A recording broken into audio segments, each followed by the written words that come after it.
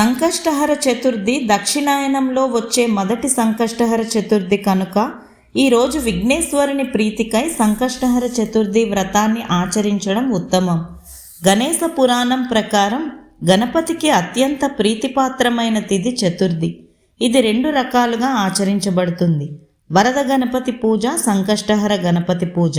వరద గణపతి పూజ, వీటిలో వరద గణపతి పూజ చాలా వరకు అందరికీ తెలిసిందే. అది మనం అందరం ప్రతి సంవత్సరం చేసుకునే వినాయక చవితి. అన్ని రకాల వరాలను మనకు అనుగ్రహించే ఈ వరద గణపతినే సిద్ధి గణపతి, వరసిద్ధి గణపతి అని కూడా పిలుస్తూ ఉంటారు. సంకష్టహర గణపతి. సంకష్టహర గణపతి సకల భయ నివారకుడు. కుజుడి చేత పూజింపబడిన కుజదోష నివారకుడిగా, యముడి చేత పూజింపబడిన పాపనాశకుడిగా గణేశ పురాణం ఇతడిని కీర్తిస్తుంది. వరద గణపతి పూజకి శుక్ల చతుర్థి ముఖ్యమైనట్లుగా సంకష్టహర గణపతి పూజకి కృష్ణ చతుర్థి ముఖ్యం. సంకష్టహర చతుర్థి వ్రత కథ. పుత్ర సంతానం లేని కృతవీర్యుని తపస్సు పితృలోకంలో ఉన్న అతని తండ్రిని కదిలించగా అతడు బ్రహ్మదేవుని ప్రార్థించి తన పుత్రునికై ఈ వ్రతాన్ని పుస్తక రూపంలో పొందినట్లు దానిని స్వప్నంలో దర్శనమిచ్చి కృతవీర్యునికి ప్రసాదించినట్లు గణేశ పురాణం తెలుపుతుంది. కృతవీర్యుడు దీనిని పాటించి గణేశానుగ్రహంతో కార్తవీర్యార్జునుని వంటి పుత్రిని పొందిన విషయం ఇంద్రుని వల్ల తెలుసుకున్న శూరసేనుడనే మహారాజు తాను సంకష్టహర గణపతి వ్రతం ఆచరించి తనతో పాటు తన రాజ్యంలోని ప్రజలనందరినీ వైనాయక లోకానికి తీసుకువెళ్ళగలిగినట్లు వ్రతకథ. సంకష్టహర చతుర్థి నియమాలు. కృష్ణపక్షంలో వచ్చే చతుర్థినే గ్రహించాలి. ఈ వ్రతం సంకల్పించిన రోజు శ్రావణ బహుళ చవితి తెల్లవారుజామునే నిద్రలేచి గణపతిని ప్రార్థించి స్నానాది అనుష్ఠానాలు పూర్తి చేసుకొని 108 సార్లు గణపతిని స్మరించడం, స్తోత్రాదులు పారాయణ చేయడం విధి.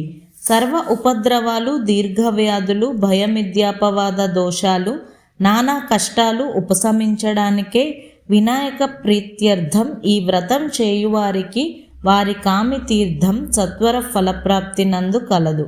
పూజ చేయు రోజున పగటిపూట ఉపవాసం ఉండాలి. సాయంకాలం షోడశోపచార సహితంగా 1000 నామాలతో గణపతిని పూజించి మోదక, బెల్లం నివేదనల్లో పాటు ముఖ్యంగా 21 సంఖ్యలో ఉండ్రాళ్లను నివేదించుకోవాలి. వినాయకుణ్ణి పూజించేటప్పుడు బిల్వపత్రాలు, తెల్ల జిల్లేడు పువ్వులు, గరిక పోచలు శ్రేష్టం. సంవత్సరం పూర్తయిన తర్వాత వాయనదానం, ఉద్యాపన ముఖ్యం. యథాశక్తి లేదా 108 సార్లు ఓం గణపతియే నమః అని అష్టాక్షరీ మంత్ర జపం పూజ సమయంలో విశేష ఫలదాయకం. వ్రతాన్ని 3, 5, 11 లేదా 21 నెలల పాటు ఆచరించవచ్చు. సాధారణంగా పౌర్ణమి తర్వాత వచ్చే బహుళ చతుర్థి నాడు వ్రతాన్ని ప్రారంభిస్తారు.